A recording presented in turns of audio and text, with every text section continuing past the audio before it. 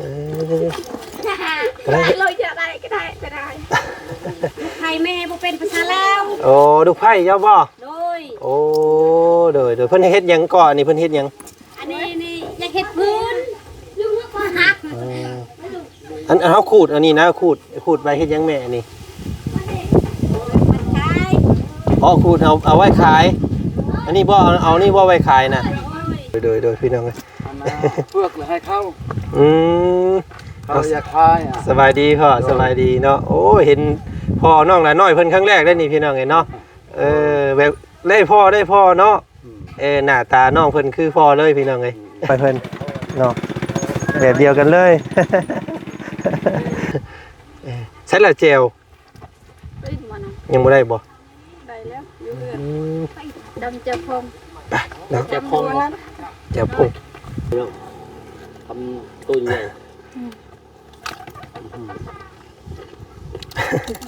แซ่บบ่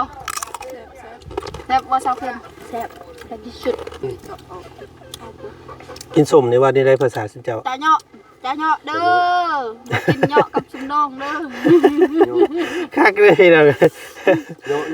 มาเด้อพี่น้องพังไทยพังลาวพังประเทศนอกมากินเนาะน้ำชุมน้องเด้อจะเนาะเนาะจะเนาะนี่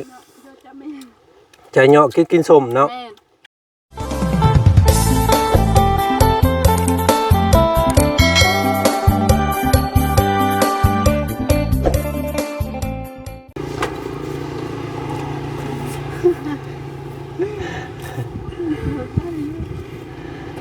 อ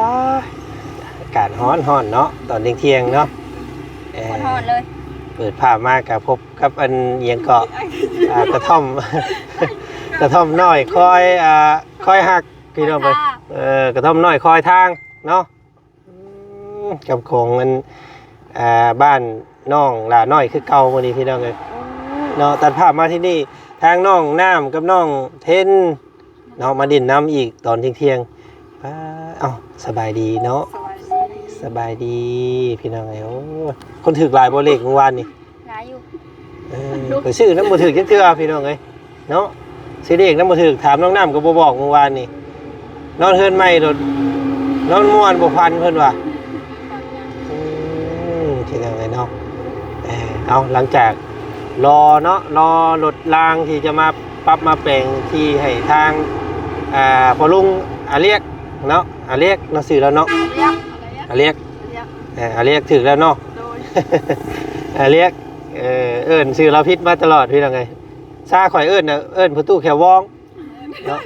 ประตูแขววองคักกว่าเอิ้นชื่อมันยากประตูแขววองเอามันจังกันบ่เอิ้นชื่อแล้วก็ยาล่าสุดอีพอวอลี่มาถามเราว่า7ปีพี่น้องประตู7ปีเลยแต่ผู้ใดก็ได้เนาะเป็นประตู7ปีกินข้าวบ่คู่คนนะบ่นี่กินแล้วมีอย่างกินแน่แต่ละคนมื้อนี้กินอาหารเด็กแด้ที่มันอยู่น้ำกกไม้นะแม่นกกย่านนี่ข่อยผู้ละคนก็กินเป็นบ้งเลยว่าซั่นบ่ให้มันเป็นนั่นก่อนมันถอกไปถอกหน้ากากออกให้จังแม่พี่น้องเนาะเอาดีทอมีกระต๊อบน้อยน้องหลาน้อยเพิ่นพอได้ส้นได้เช้าโฮมเย็นตอนเที่ยงแบบนี้เนาะโอ้ยเนาะใช้สว่าสิพาเฮาปีนนั้นต้นหมากไม้หมากตอกแล้ววะมื้อนี้เนาะพร้อมแล้วพร้อมอยู่บ่นี่กินส้มเด้มื้อนี้ได้เนาะไผสิขึ้นต้นหมากม่วงบัดนี้ไผสิขึ้นได้แน่ได้น้องขึ้นได้หมดม่วงลายสิอ่อนพี่น้องก็ได้ว่าอยากมาลองซิมหมากม่วงน้อยน้ำน้องเพิ่นก่อนเนาะฮอบเบิดดีๆได้ต้นไม้ต้นตอกเฮือนซานเพิ่นมีครบสายพันธุ์เลยพี่น้องเนาะเดี๋ยวมื้อนี้เฮาสิพาพี่พาน้องเลาะซิมต้นหมากม่วงน้อยเพิ่นบ่ให้บ่พอจะบ่ให้ดอกเนาะขนาดต้นหมากกันกระทันแท้ๆเพิ่นยังเสียสละให้เนาะนับภาษาสมกินซื่อๆนี่เราสิบ่ห่วงปานใดดอกพี่น้องเอ้ย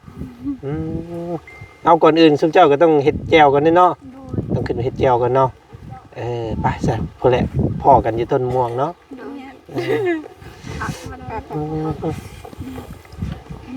โอ้ยพี่น้องเอ้ยเนาะก่อนสิ ให้น้องเพิ่นพาขึ้นต้นมงไม้ก็เอาปลาแหลกเปียงนัวให้เพิ่นก่อนพี่น้องเนาะมาเพิ่งผ้าใส่เพิ่นเท่าใดเฮงนั่นเนาะสิเอาถุงอันนี้ให้อีกก่อนมีปลาแดกแหน่แล้วก็เปียงนัวนะอยู่ในนี่แบ่งให้เพิ่นอีกสุดนึงก่อนทางน้องละน้อยเพิ่นก็แม่โอ้ยใจงามขนาดเด้พี่น้องเอ้ยเนาะเบิดครอบครัวเลยต้นหมากไม้ที่ปลูกมากับมือก็ยังเสียสละนะพี่น้องเอ้ยเนาะก็ถือว่าป๊าบโตเอาน้องมื้อนี้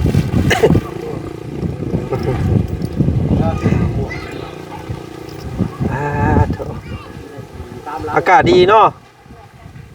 โอ้ยข่อยว่าสิมากินน้ำกับอยากเสียอายนิดนึงก็เลยสิเอาปลาเล็กนึ่งนัวมาให้พอได้ให้เต็งแจวนะเลยไปเนาะ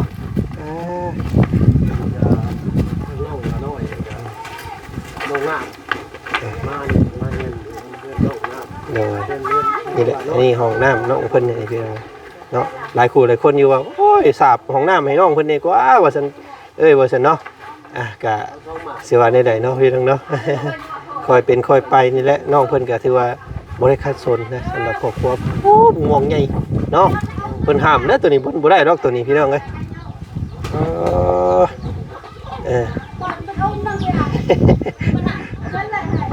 พูดเฮามาเบิ่งอันนี้เฮามาเบิ่งทางอันเพิ่นขูดอีหยังเกาะนี่เนาะอันนี้คอกยังสึกตัวนี้โคกแว่บ่โคกไก่ถูกพี่น้องเอ้ยเอาเนาะขออนุญาตเด้อหมุนมาทางนี้แน่พี่น้องเอ้ยมื้อนี้เย็นคักดีเนาะเฮือนดาวเนาะโอ้ยสบายดีแม่โอ้ยสบายดี โอ้ยพานพี่น้องมาบุกกันหลังครัวเพิ่นอีกก่อนมื้อนี้ เพิ่นกำลังเฮ็ดหยังก่อนนี่ว้าย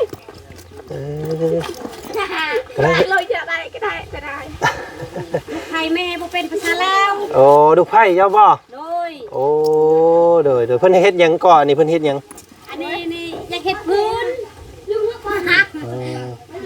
อันเฮาขูดอันนี้นะขูดไว้เฮ็ดหยังแม่นี่ มั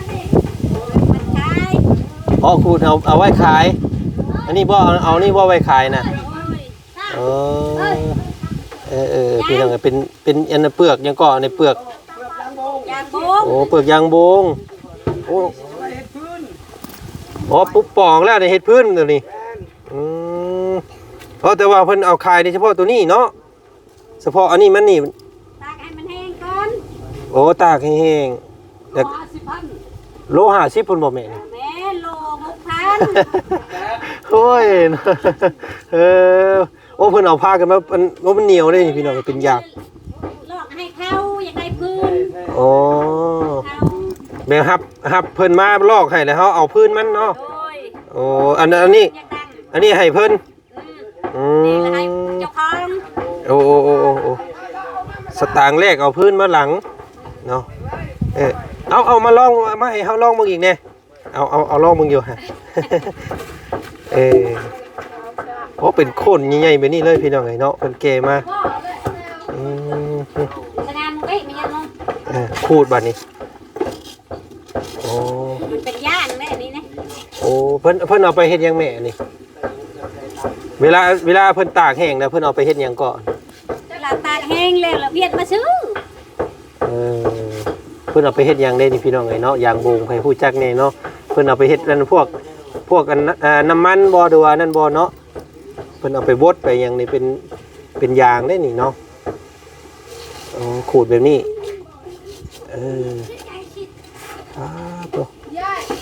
ได้กินแต่ซื้อว่ายางบงพี่น้องไงเนาะอันนี้แหละ น้องตะกับอันยัง ฟังเด้อมันถึงมือเด้อพากันกินข้าวกินน้ำนะบ่ยังโอ้ย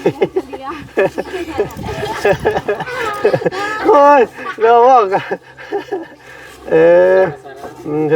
เพิ่นบ่ฮู้ภาษาลาววันไหนว่าซั่นเนาะอันนั้นบ่ตุพ่อเจ้าบ่อ๋ออันนั้นตุพ่อเพิ่นพี่น้องไงเนาะเอามาซะพี่น้องให้น้องเพิ่นตำแจ่วตำหยังก่อนมาทำความรู้จักกับตุพ่อเพิ่นก่อนยังบ่เคยเห็นพ่อเพิ่นจักเทื่อเลยเนาะพ่อน้องหลานน้อยเพิ่นโอ้แม่นบ่เลยนี่เนาะไม่อันนี้ก็แม่นบ่พ่อนี่โอ้เดี๋ยวเฮามาขูดเบิดแล้วพื้นมันเฮาเอาเนาะโ โอ้โดยพี่น้องเอ้ย เปลือกเลยให้เข้า อืม เขาอยากคายอ่ะ สบายดีพ่อสบายดีเนาะโอ้เห็นพ่อน้องละน้อยเพิ่นครั้งแรกได้นี่พี่น้องเอ้ยเนาะแบบได้พ่อเนาะหน้าตาน้องเพิ่นคือพ่อเลยพี่น้องเอ้ยแต่ก็เอาไปเฮ็ดเวียกหยังพ่อแต่ละมื้อเจ้า นั่นนี่เลยเฮ็ดนาเฮ็ดเฮือดน้ำ นี่ เขา อันนี้นานี่เนาะไปรับจ้างอันน่ะครับเฮ็ดเฮือนเฮ็ดหยังนำ เฮ็ดเฮือน อ๋อ เท่าเลยบ่แพ้เลย แฮงบ่มีเลย แห้งบ่มีแล้วมืดแห้งแล้ว จักปีแล้วพ่อเจ้าจักปีเลย โอ้56 56โอ้ก็สิประมาณพอแขกว่าจันเองนี่สำคัญ 68เลย สำคัญเนี่ยนี่พี่น้องสำกับพอว่าจันนี่แหละเนาะยังแข็งแรงอยู่เนาะมายืนเฮียงพ่อมาอยู่คือกันดีๆได้พี่น้องไงเนาะเบิ่งอยู่เนาะนี่เด้พี่น้องไอ้น้องอันพ่อน้องละน้อยเพิ่นเนาะแบบเดียวกันเลย มื้อนี้พาพวกลูกมานี่เด้อมาขอกินมะม่วง ปิดมันเป็นยัง ได้อยู่เนาะ ได้ อันได้ยินว่าน้องละน้อยว่าพ่อว่าเสียสละอันต้นหมากกระทันบ่ให้อันทางเขาอันให้เรียกเพิ่นว่าซั่น โดย โอ้พี่น้องก็เจ้าปลูกกับมือได้บ่ฮะ คือบ่ดอก ปลูกกันหมากกระทันน่ะนะต้นหมากกระทันนี่ปลูกเองได้บ่ ปลูกเอง บ่เสียดายบ่ เราอยากไปแล้วแบ่งให้เขา อ๋อแบ่งทางเที่ยวเนาะโอ้ยเนาะผมมุกขอบใจพ่อหลายๆเด้อเนาะสิได้ทำงานสะดวกขึ้นเนาะพวกเฮาก็ได้ซั่นน่ะโอ้ผู้ได้สิได้โค้งเข้าผู้คูงสูงพุ่นน่ะนี่พี่น้องเอ้ยเนาะเป็นเราว่าอยู่พุทธนั่นนะว่าเจ้าคอนำเราอยู่นี่ขอชื่ออันนี้มันเพียงอยู่นี่อยู่พุทธมัน แต่เก่า ภาคกัน มันได้ดุดหลายเนาะตอนนั้นเนาะ อันนึงอันช่องพอได้ลัดทางลัดแล้วเขาเอามันติดรถทางรถอันยันทึกลัดไอ้ทางกันนั้นแพงเราละให้เรา ยับมาพี่แน่เนาะ ยับเบิ่งนี้ พอน้อง ว่าทางเลยเฮาเจาะให้ว่าคันจะเข้าทางเอาอัน อ้าวพี่น้องไงเนาะให้ทางเที่ยงให้ทางเที่ยวแล้วก็เสียสละทั้งต้นไม้ต้นตอกอีกเนาะโอ้ยงามขนาดจิตใจอันพอเพิ่นเนาะพออันชื่อยังก่อพอเจ้า เริ่ม พอเริ่ม เริ่ม ถึกอยู่บ่เริ่มถึกอยู่บ่ โดย เริ่มนะพอเริ่ม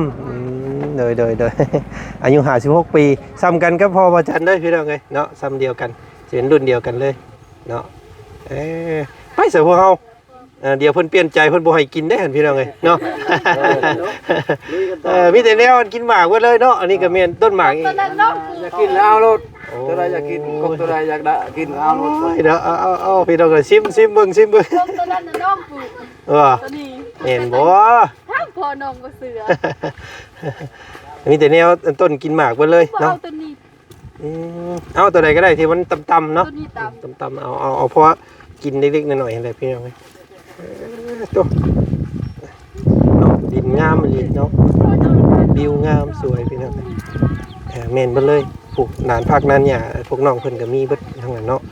ต้นหมักม่วงหมักมัน นี่แหละกัน ป้าเท่า นี่อยู่นี่ตาม เนาะหมักม่วงยังอันนี้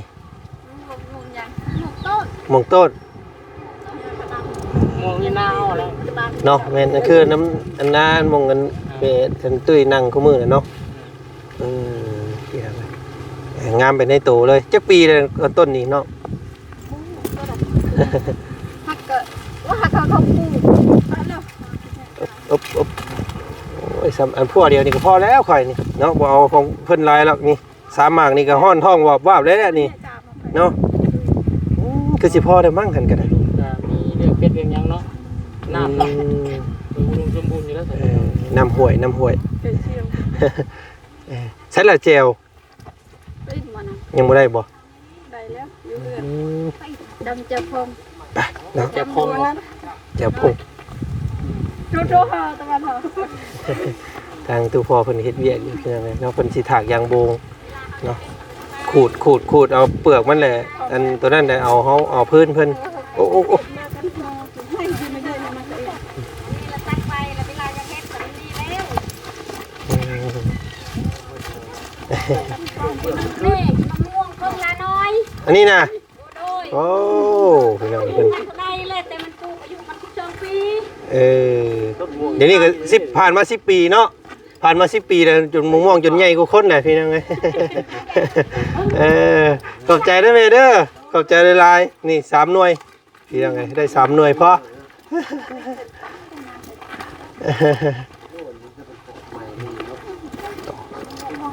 กวางเติบได้อันทีเราก็ได้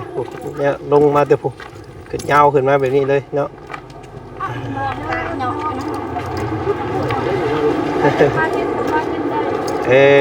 ง่วงหลายอยู่เนาะ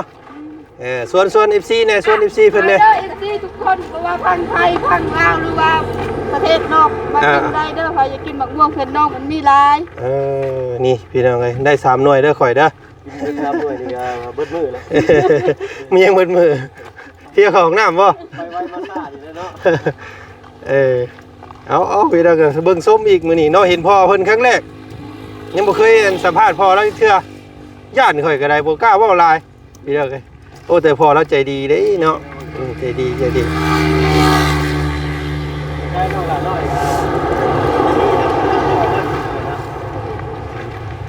เอาขึ้นบาดนี้10มึงอยู่แซ่บบ่ตำแก้วมาเลยเนาะ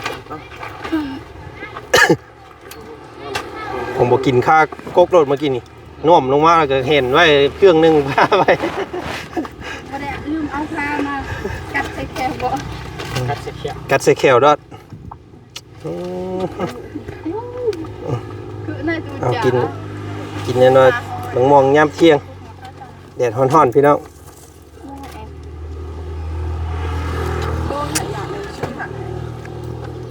บางมองอันนี้บางมองใหญ่นี่เนาะอยากผ่าด เซฟบ่บ้านเอิ้น อยากผ่าด มึงเซฟมึงพอ กัดใส่แขวมันเด้อ บ่ได้เอาพา แสดงว่าน้องน้อยเพิ่นสิได้กินน้ำมูอยู่บ่มื้อนี้ เพิ่นไปเฮ็ดแขวมาพี่น้องเอ้ยเนาะแขวไผสั้นซื่อๆบ่ได้รัดเนาะ เฮ็ด3 4เฮ็ดบาทนี่ เอามาเบา กินบาด บุญ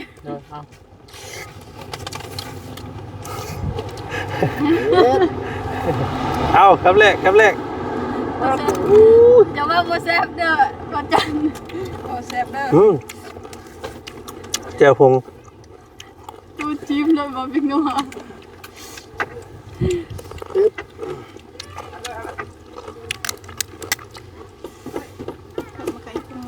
โอ้บ่ได้เฮ็ดง่ายๆเด้เนาะสิมาตุ่มมาโหกันสิเนาะ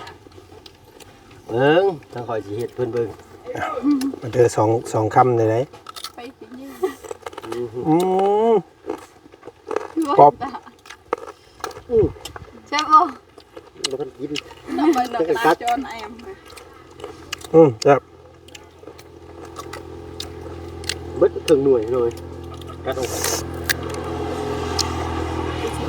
สมเนาะ จะย่านครับ คือไปเอาคนเตะไปเกิดในสิภูมิใจจิชมมาแห้ง มาพี่น้องทำตัวใหญ่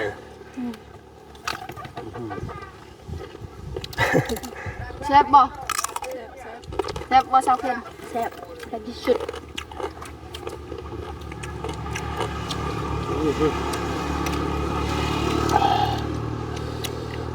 มันสุกในหวานได้หมด หวาน อู้ทองได้บาด เนี่ยกระดาษแบบนี้ก็เอา กินสมในวันนี้ได้ภาษาสิเจ้า จ่าเหาะเด้อกินเหาะกับชุมน้องเด้อ คักเลยนะ มาเด้อพี่น้องพังไทยพังลาวพังประเทศนอกมากินเหาะน้ำชุมน้องเด้อ จะเนาะเนาะจะเนาะนี่จะเนาะกินสมเนาะกินมังม่วงนี่ได้ว่าจังได จ่าเหาะมะม่วงเหาะเปรี้ยวเหาะมะม่วงเหาะเปรี้ยว เหาะเปรี้ย จ่าเหาะเปรี้ยวเด้อ อย่าจะเหาะเปรี้ยเด้อมาเด้อ เปรี้ยว แต่ว่าเพิ่งเราสิมักจื้อเด้เนาะ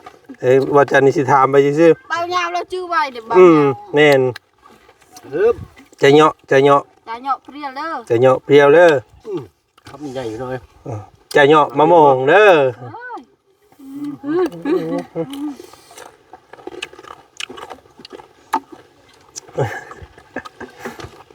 กินนาซื้อเนาะ กินสมเพิ่นบ่ได้กินน้ำเลย กินน้ำดิ มันสิเจ็บท้อง เป็นอยาก กินค่อยนี่เขากินนี่ไล่เทื่อแล้วเขา จะเหยาะจะเหยาะ เอาพี่รอดเท่าไหร่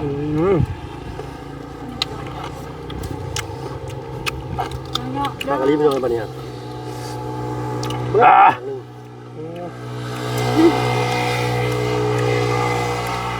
น้ำลายไหล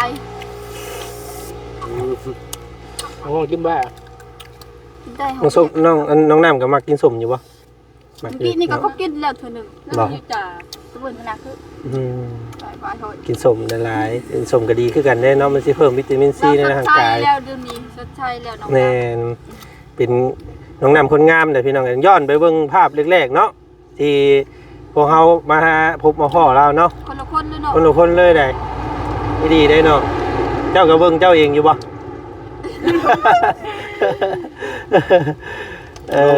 ไปเบิ่งได้น้องหลานเนาะ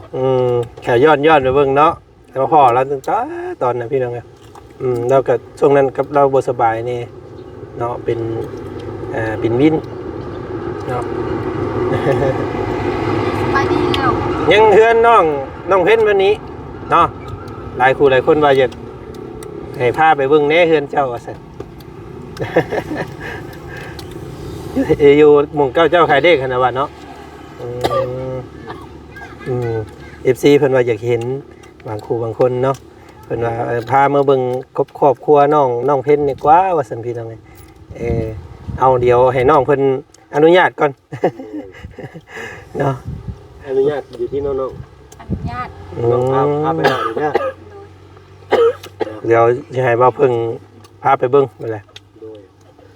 เนาะ แต่ก็ปีนราคาของบ่ปีนได้ถ้าเราเบิ่งข้างล่างได้เนาะ เฮ็ด แซ่บบ่บุญ แซ่บเนาะเบิดหมากหนึงได้ข่อย